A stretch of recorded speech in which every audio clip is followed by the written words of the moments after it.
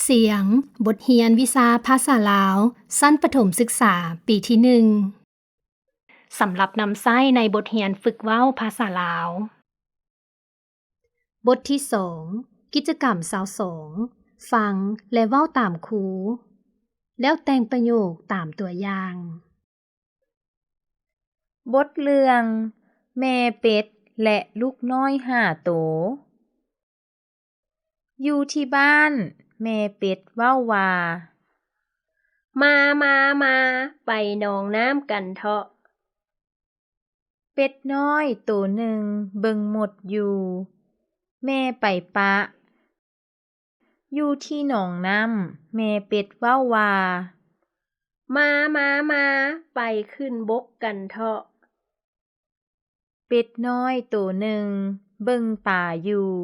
แม่ไปปะ อยู่ที่ป่า แม่เป็ดเว้าว่า มาไปเดินกันเถาะ เป็ดน้อยโตหนึ่งเบิ่งแมงไม้อยู่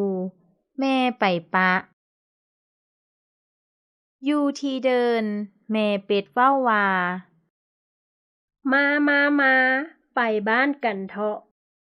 เป็ดน้อยโตหนึ่งเบิ่งท้องฟ้าอยู่ แม่ไปปะ อยู่ที่บ้าน แม่เป็ดเว้าว่า มาไปลิ้นกันเถาะ เป็ดน้อยโตสุดท้ายกำลังลิ้นอยู่ แม่ไปปะ